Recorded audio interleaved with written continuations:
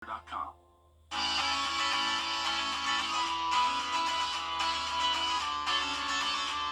Follow News Channel 6 on Instagram.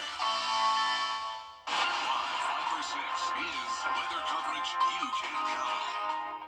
The Coffee Club on News Channel 6, sponsored by Honda Cars of Aiken. After a cold into the work week, this weekend we start to see a gradual warm-up. I'll let you know just how warm those temperatures will go coming up. Right now on News Channel 6 at 4, an update on that Bel Air Road construction where they're building an emergency room in Columbia County. Is the project on schedule? Plus, state of the college. The dean of the Medical College of Georgia shares future plans for MCG. And why Columbia County leaders postponed the rezoning proposal. Your News at 4 starts now. Live from Television Park, this is WJBF News Channel 6 at 4.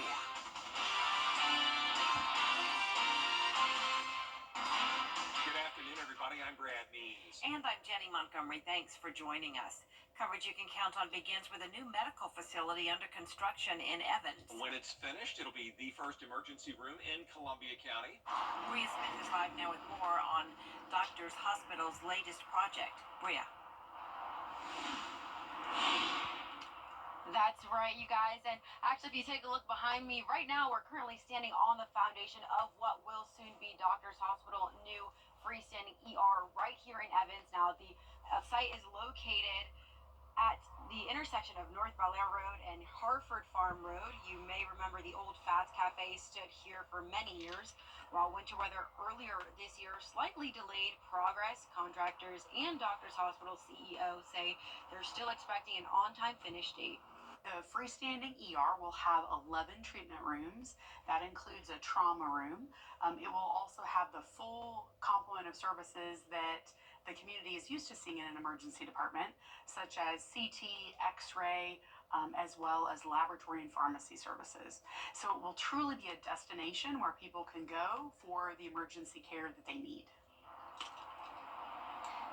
Conley says the 24-hour facility will offer full services and is expected to be finished by the end of this year.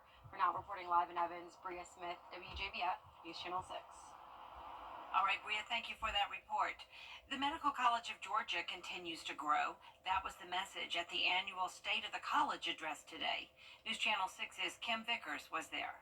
Friday afternoon, Dr. David Hess talked to colleagues and students at MCG about the college's accomplishments and plans for the coming year. The theme of the day, growth and expansion. This year, MCG had its largest first-year class ever, one of the top 5 largest in the nation. Going up 20% this last year, and the year before about 17 to 18%.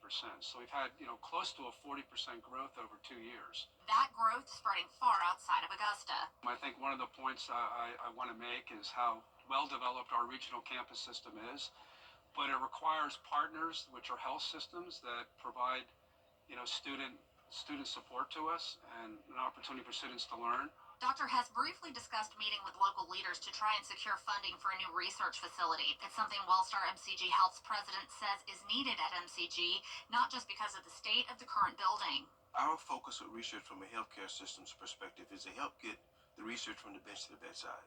So it's our goal to increase that platform. Medical College of Georgia now has the opportunity to go central with all the Wellstar facilities, which just opens up access to have more clinical trials.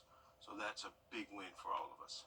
There is some concern about the possibility of federal budget cuts impacting the National Institutes of Health, cuts that could impact research at MCG. And that just means that we have to find another way to fund our research programs. Why? Because our patients depend on it. When you create research and it goes from the bench to the bedside and puts you in a clinical trial state, we will not let those patients down. We will do all we can to make sure we keep our programs viable for the community. Wellstar MCG is also working on expanding rural health care through its digital health care program. In Augusta, Kim Vickers, WJBF, News Channel 6. Is the cold weather sticking around through the weekend? Our meteorologist Miller Hyatt joining us now to answer that. Hey, Miller. Hey, Brad and Jenny, and the answer is not really, because we're looking at a gradual warm-up. We'll actually hit 60 by Sunday, so it's not going to be lasting very long. The mornings will still be cold, though. So here's a live look at the Amentum Center in Aiken, nice and quiet with plenty of sunshine across the board. We do have some clouds to our southwest, but high pressure remains in control, and that's going to keep the sunny weather around this weekend. So it is definitely on the chilly side. 47 in Aiken, 46 in Saluda, 46 in Gibson, 49 in Augusta, but 51 in Louisville, relatively milder than the rest of us here. You still want to have that jacket on. Right now, winds are out of the northeast. That's what's making it cool and also very dry. We're talking about bone dry conditions, relative humidity value of 21%. So we do have a fire danger for our western counties through 7 p.m. due to the low relative humidity combined with the light winds and the dry fuels, which means that we could see wildfire spread. So we don't want to have people doing any burning outdoors unless you consult with your local burning permit officials. So as far as the next 12 hours goes, we're looking at temperatures dropping like a rock. We're already down below freezing at 10 p.m. and then all the way down to the 20s as you go into the overnight hours, and the morning hours will bottom out around the low 20s. So if you're heading out on a bike ride tomorrow afternoon, not too bad, but you definitely want to have that jacket on with the brisk wind. And then looking at high temperatures starting to moderate in the 50s finally, and eventually we could hit the 70s next week. I'll have all the details and more coming up in your Viper 6 forecast. Jenny and Brad.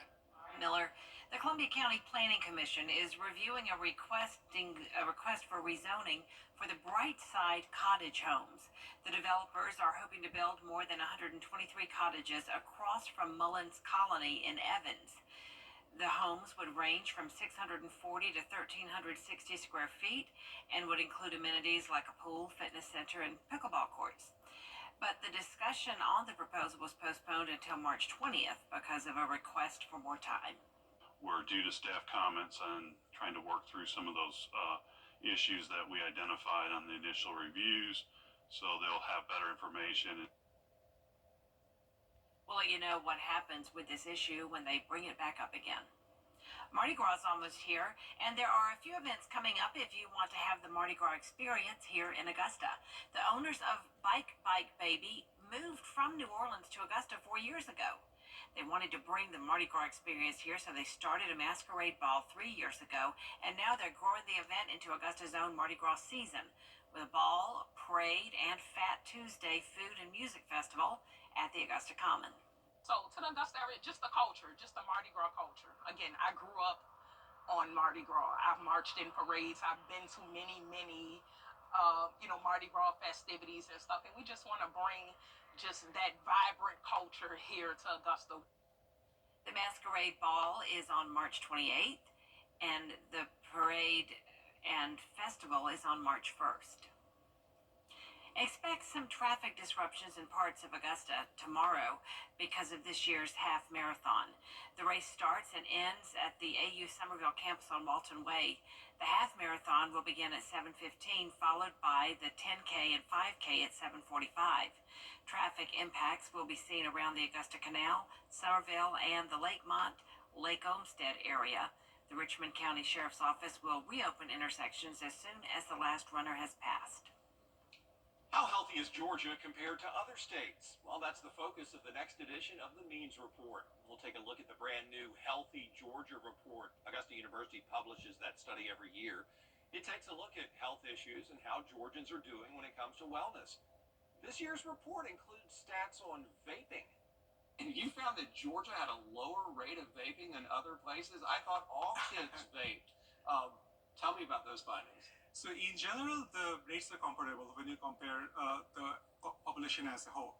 But I was particularly interested in the population which represent the younger adults, like 18 to 49 years. Right. And the vaping rate is highest in that population. But when you compare that with the rest of the southeastern states, Georgia prevalence of vaping is lower. So that's interesting. It really is interesting. Didn't know that. We'll also hear from the president of the Augusta Metro Chamber, Angie Cox, talking about ways to help local businesses thrive. Join us for the Means Report, won't you? Monday afternoon at 12:30 right here on News Channel 6. Coming up, we're headed to the Atlanta Motor Speedway. NASCAR drivers from around the country get ready to compete in the Ambetter Health 400. That story next. Buckle up, the roller coaster ride of temperatures continues. We're going from above average temperatures next week back to below average temperatures as we enter the first week of March. I'll have your full Viper 6 forecast coming up. 65, only on News Channel 6.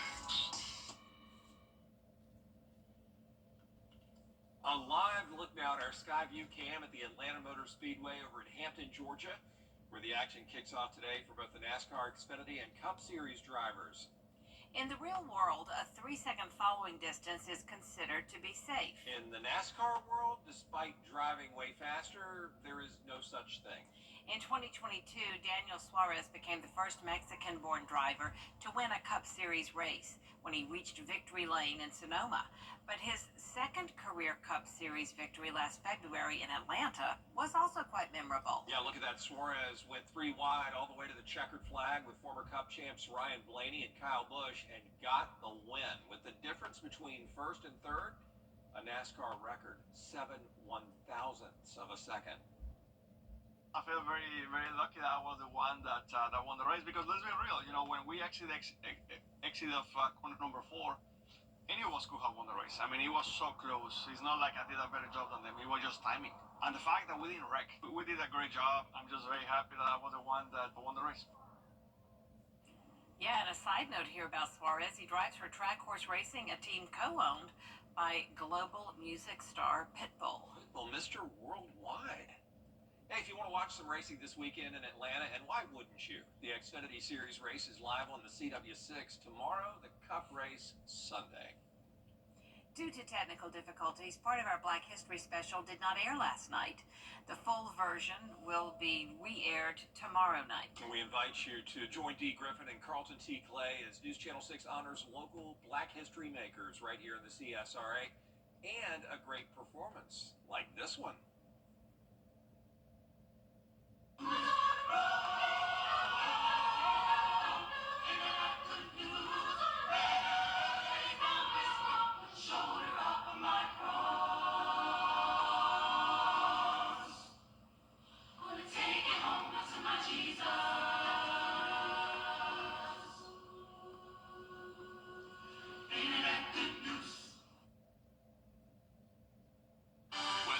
On WJBF News Channel 6, brought to you by Hickson Roofing. If your roof needs fixing, call Mr. Hickson. The most significant loss in the world. Now, your most accurate forecast with WJBF Live Viper 6. We're taking a live look at Salamanca, New York, where we have a snowcross racers getting ready for a championship, and thankfully we've got a lot of snow coming down thanks to the lake effect snow machine that has cranked up here in upstate New York, and all the snow is being brought in by those winds moving across the lake. So here in our area, though, no snow, even though it feels like it could snow. We have very dry air in place. Remember, I showed you those dew points in the 20s across the area, so definitely no moisture in our atmosphere thanks to our fair weather friend high pressure that's going to dominate for the next several days, in fact. So looking at the national map of temperatures, looking at a 49-degree reading here in Augusta, 26 of Pittsburgh, 32 in Dallas, 19 in Des Moines. If you want to head south towards Florida, that's where you'll see the warmer air, 72 in Miami. I know we're all jealous of those folks down there, but it's chilly, 47 in Jacksonville. They're probably wearing a parka right now. So weekend weather, looking at a warming trend here. We'll finally hit 60 degrees, maybe a little bit warmer in some spots south of I-20. It still will be cold in the morning, so you definitely don't have that jacket on. We'll still be in the 20s, and this is still below our average. So Futurecast shows the big blue H still in control overhead, and that does allow temperatures to plummet at nighttime with the dry air, but at the same time, it allows temperatures to rebound in the afternoon. So it's going to be a big difference from the 20s up to near 60, so near 40-degree difference in temperatures between night and day. Notice we do have some clouds on the increase Saturday evening, but I think the moisture is staying off towards the coastline, and we're going to be be seeing plenty of sunshine across the board. And then we'll track a Gulf low, but that'll stay to the south as high pressure still see below me here. That is going to really dominate and block any moisture whatsoever from reaching our area until we get towards Thursday of next week. So nearly a week of dry weather, and the next chance of rain is only a 30% chance. So temperature wise, we're going up to 72 degrees for the middle of next week. That is above average for a change. Average high is 65. Overnight lows frigid for the next few nights, but then all the way up to 44 degrees next Thursday. And that's actually closer to what our highs have been. So lows tonight, temperatures still frigid in the 20s, but certainly not as cold as last night. We're finally warming on up tomorrow to the mid to upper 50s, still below average, about 10 degrees in fact.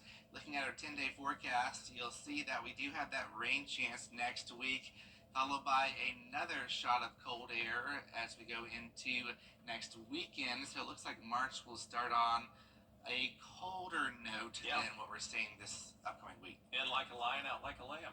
Yes, that's right. All right. Thanks a lot, Miller. Appreciate it.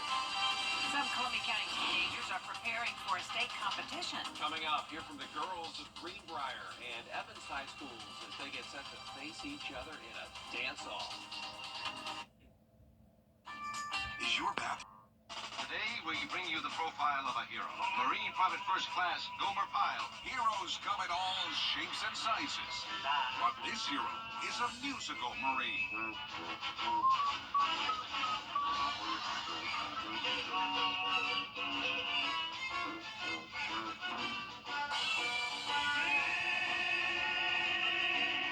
Gomer Pyle. Weeknights on MeTV, WJBF 6.2. Over the years, thousands of people have gotten their hands on one. And who knows, you could be next. Win your very own Good Morning Augusta coffee mug at WJBF.com/coffee club. Sponsored by Honda Cars of Aiken. Two high school dance teams in Columbia County are getting ready to compete in the state championship this weekend. Isabella Moody went to their practices to see how they are preparing. Lakeside and Greenbrier competed in sectionals to qualify for the GHSA State Dance Championship in Athens. This is the first year schools had to qualify for the state championship. Previously, in order to qualify, the team would have to attend a certain number of competitions. With only 16 spots open in their category, both schools qualified to compete. With our size, have a presence on the court, and I definitely think like our difficulty level and our skill, I think that's maybe what got us our bid to state. Lakeside High School has been to state 4 times, but this is the first time they had to qualify and are taking their highest score dance, which is their hip hop routine, to the state competition. Typically, the girls really enjoy performing hip hop better than pom. Pom is more of the traditional with the pom-poms, and hip hop they get to kind of let loose and have a little bit of fun. Greenbrier High School has had their dance team for 3 years. The first year they did not compete and started competing last year. This is their first year competing in sectionals and state. They also qualified with their hip hop routine. We needed to get acclimated to what like the GHSA expectations were. We wanted our girls to get acclimated since we've never had a dance team before, and we really wanted them to hone their skill to take something great to state. Dancers from both schools are excited for new challenges the state competition will bring for the team and are looking forward to performing. I think the change from being in front of the student section to being in front of the judges will be different. I really think we have a lot of fun when we perform this dance. It just has like a really good energy and we all really enjoy doing it, and I think that really translates on the floor. Although both schools are against each other, the dancers are excited to experience the competition with people from their area. We just like a friendly competition. I think most of us here on the dance team and on Lakeside's probably, we just do this because we really love to dance. At the end of the day, we're all friends, so it's just fun to be able to do this with each other from different schools. In Evans, Isabella Moody, WJBF News Channel 6. And there's more coverage you can count on at 4:30. Including 2 bills being debated in the Senate. They could affect liquor liability and insurance rates in South Carolina. Stay with us for that coverage right here.